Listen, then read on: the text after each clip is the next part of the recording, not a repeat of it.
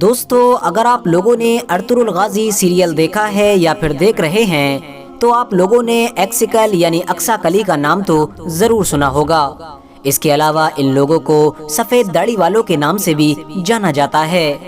Ertugrul serial میں وقت وقت پر ارطغرل غازی اور ان کے سب سے قریبی ساتھی یعنی آرتغ بے کو اقصی کلی یعنی سفید داڑھی والے لوگوں سے خفیہ طور پر ملتے ہوئے دکھایا گیا ہے۔ اس کے علاوہ کبھی کبھی یہ لوگ اقصی کلی نام کی اس ٹیم سے خط کے ذریعے سے بھی رابطہ کرتے رہتے ہیں۔ اپنا کوئی بھی بڑا فیصلہ لینے سے پہلے ارطغرل غازی اقصی کلی یعنی ان سفید داڑھی والے لوگوں سے مشورہ لینا اپنا فرض سمجھتے ہیں۔ یہی وجہ تھی کہ آپ میں سے بہت سارے لوگوں کے مائنڈ میں بار بار یہ سوال آ رہا تھا کہ آخر یہ اقصی کلی یعنی سفید داڑھی والے لوگ ہیں کون؟ اتہاس میں ان کا سلطنت عثمانیہ سے کیا رشتہ تھا؟ اور آخر ارطغرل غازی یا پھر ان کے بیٹے یعنی عثمان غازی ان لوگوں کو اتنی زیادہ اہمیت کیوں دیا کرتے تھے؟ سلطنت عثمانیہ کو قائم کرنے میں ان لوگوں کا کیا کردار تھا؟ اور آخر آج کے دور میں یہ اقصی کلی یعنی سفید داڑھی والے لوگ کہاں موجود ہیں؟ تو دوستو، اس طرح کی تمام چیزوں کو جاننے کے لیے آج کی ہماری اس ویڈیو میں بنے رہیے۔ سب سے پہلے تو ہم آپ کو یہ بتاتے چلیں کہ یہ اقصی کلی یعنی سفید داڑھی والے لوگ کوئی عام لوگ نہیں بلکہ ترکی کی سب سے خفیہ، سب سے سیکریٹ آرگنائزیشن تھی۔ ایک ایسی خفیہ تنظیم کہ جس کا مقصد ترک لوگوں کو مضبوط کر کے پوری مسلم دنیا کو ان کے جھنڈے کے نیچے اکٹھا کرنا تھا۔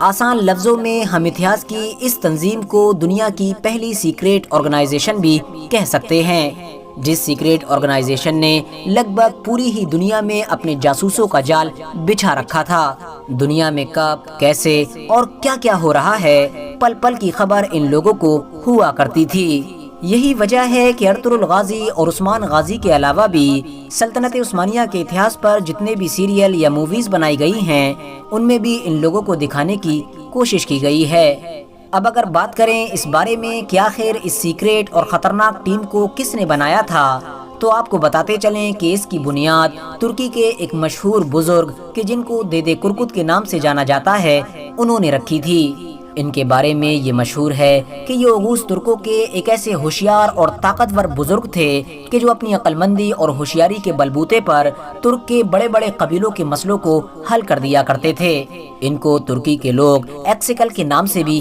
جانتے ہیں، کیونکہ ایکسیکل کا مطلب ترکی میں سفید داڑھی والے ہوتا ہے، اور ان کی اصل زندگی میں سفید داڑھی تھی۔ یہی وجہ تھی کہ ان کا نام ایکسیکل پڑ گیا تھا۔ اور ارطغرل سیریل میں بھی آپ جس اقصی کلی نام کو بار بار سنتے ہیں وہ اسی ایکسیکل سے بدلا گیا ہے۔ 13ویں صدی کے مشہور اتہاسکار یعنی رشید الدین ہمدانی کا کہنا ہے کہ دیدے کرکت ترکی کے ایک ایسے مشہور بزرگ تھے کہ جنہوں نے لگ بھگ 295 سال کی عمر پائی تھی، اور یہی ترکی کے وہ پہلے بزرگ تھے کہ جنہوں نے پیغمبر حضرت محمد صلی اللہ تعالی علیہ وسلم سے ملاقات کر کے ان کے ہاتھ پر اسلام اپنایا تھا۔ نہ صرف اسلام اپنایا تھا بلکہ پیغمبر حضرت محمد صلی اللہ تعالی علیہ وسلم نے ان کو قسطنطنیہ کی خوشخبری بھی سنائی تھی، اور ان سے کہا تھا کہ تم لوگ یعنی ترک لوگ قسطنطنیہ کو ضرور فتح کر لوگے، اور تم لوگ یہ کام ایک بہترین لیڈر اور ایک بہترین فوج کی مدد سے کرو گے۔ قسطنطنیہ کی فتح کی یہ خوشخبری سن کر دیدے کرکت اپنے علاقے میں واپس آ گئے تھے، اور واپس آ کر انہوں نے ترک کے دوسرے اوغوز سرداروں کو بھی اس بات کی خبر دی تھی۔ بس یہ سننے کے بعد اب اوغوز سرداروں نے قسطنطنیہ کو فتح کرنا ہی اپنی زندگی کا سب سے بڑا مقصد بنا لیا تھا، اور قسطنطنیہ کی فتح کے اس مشن کو شروع کر دیا گیا تھا۔ اور ایکسیکل یعنی اقصی کلی نام کی اس سیکریٹ اور طاقتور آرگنائزیشن کی بنیاد رکھنا بھی اسی مشن کا ہی ایک حصہ تھا۔ اوغوز ترکوں کے سردار اپنے قبیلے کے بچوں کو ان ایکسیکل یعنی سفید داڑھی والوں کے پاس بھیجا کرتے تھے، اور پھر یہ سفید داڑھی والے لوگ بچے کی قابلیت کو دیکھ کر اس کے ذمے ایک کام دیا کرتے تھے۔ کبھی کبھی تو ایک انسان کو بہت کم عمر میں ہی اپنے گھر سے دور ایک ایسے علاقے میں بھیج دیا جاتا تھا کہ جس علاقے میں اس سے جاسوسی کرانا مقصود ہوا کرتا تھا، تاکہ وہ بچپن سے ہی دور کے علاقے کے ان لوگوں میں آسانی کے ساتھ گھل مل جائے کہ جن لوگوں کی انفارمیشن ان سفید داڑھی والوں کو چاہیے ہوتی تھی۔ حالانکہ دوستو، اس سیکریٹ اور طاقتور آرگنائزیشن کا نام شروع سے ہی ایکسیکل یعنی سفید داڑھی والے نہیں ہوا کرتا تھا، بلکہ یہ نام اس تنظیم نے بعد میں اپنایا تھا۔ اس کے علاوہ اس سیکریٹ آرگنائزیشن کا سمبل بھی وقت وقت پر بدلتا رہا تھا، لیکن وہ مشہور سمبل کہ جس کو اس آرگنائزیشن نے سب سے لمبے وقت تک اپنائے رکھا تھا وہ وہی چاند والا سمبل تھا کہ جس کو ارطغرل غازی سیریل میں بھی دکھایا گیا ہے۔ آپ کو بتاتے چلیں کہ ان سفید داڑھی والے لوگوں نے یعنی اقصی کلی نے سلطنت عثمانیہ کے ساتھ ساتھ سلجوق سلطنت کی بنیاد رکھنے میں بھی ایک اہم کردار ادا کیا تھا۔ ان لوگوں نے سلطان علاء الدین کیقوباد کے دور میں بھی بہت اچھی طرح سے جاسوسی کا ایک نیٹ ورک پھیلا رکھا تھا،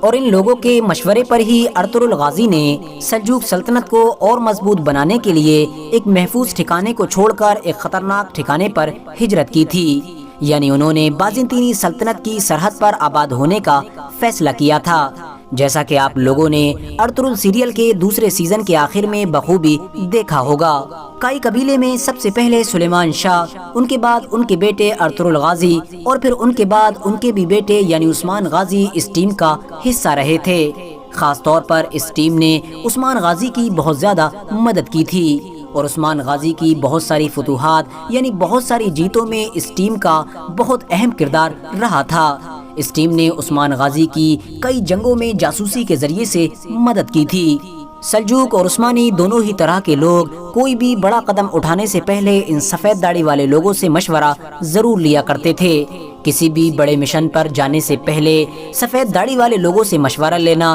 اور خفیہ معلومات حاصل کرنا ان لوگوں کا فرض سمجھا جاتا تھا۔ اگر کبھی یہ ایسا نہیں کیا کرتے تھے تو ہار کا ڈر ستاتا رہتا تھا۔ ایکسیکل یعنی اقصی کلی نام کی اس سیکریٹ ٹیم میں شامل لوگ اپنے آپ کو فخریہ طور پر سفید داڑھی والوں کے بھیڑیے کہا کرتے تھے۔ اس کے علاوہ یہ لوگ اپنے گھروں پر یعنی اپنی بلڈنگ کے اوپر اس سمبل کو یوز کیا کرتے تھے کہ جو ارطغرل سیریل میں بھی سفید داڑھی والوں کا سمبل دکھایا گیا ہے۔ پیغمبر حضرت محمد صلی اللہ تعالی علیہ وسلم کی پیشن گوئی کو پورا کرنا یعنی قسطنطنیہ کو فتح کرنا ہی ان کی زندگی کا اکلوتا مقصد ہوا کرتا تھا، اور اس مقصد کو پورا کرنے کے لیے یہ لوگ آسانی کے ساتھ اپنی جان بھی قربان کر دیا کرتے تھے۔ ان کے بارے میں یہ مشہور ہے کہ جب 15ویں صدی میں سلطنت عثمانیہ کے ایک طاقتور حکمران یعنی سلطان محمد فاتح نے قسطنطنیہ کو فتح کر لیا تو اس کے بعد یہ پوری کی پوری سیکریٹ ٹیم انڈر گراؤنڈ ہو گئی، یعنی یہ ظاہری طور پر دنیا سے غائب ہو گئی، کیونکہ اس وقت تک سلطنت عثمانیہ اتنی طاقتور ہو چکی تھی کہ وہ دنیا پر راج کر سکے۔ آپ کو بتاتے چلیں کہ سلطان محمد فاتح نے 1463 میں ایک ایسا قلعہ بھی بنوایا تھا کہ جس کا ڈیزائن پوری طرح سے اسی سمبل کی طرح تھا کہ جو سمبل یہ سفید داڑھی والے لوگ استعمال کیا کرتے تھے۔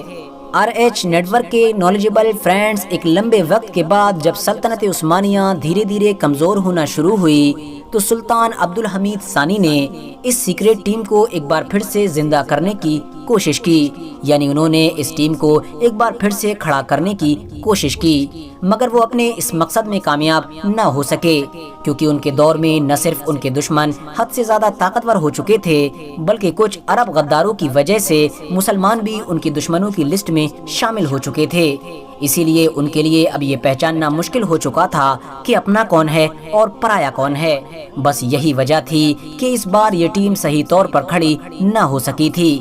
حالانکہ دوستو آج بھی ترک صدر یعنی رجب طیب اردوغان کی محل کی سیڑھیوں پر عثمانی کپڑے پہنے ہوئے یہ 16 سپاہی آج بھی ان سفید داڑھی والوں کی یاد دلاتے رہتے ہیں۔ فی الحال دوستو آج کی اپنی ویڈیو کو ہم یہیں پر ختم کرتے ہیں۔ ویڈیو پسند آنے پر نہ صرف ویڈیو کو لائک کریں بلکہ اپنے فرینڈز کے ساتھ بھی ضرور شیئر کریں، اور اسی طرح کی نالجبل اور ہسٹوریکل ویڈیوز ہمیشہ دیکھنے کے لیے ہمارے اس چینل کو سبسکرائب کر کے ساتھ ہی میں بیل آئیکن کو بھی پریس کر دیں۔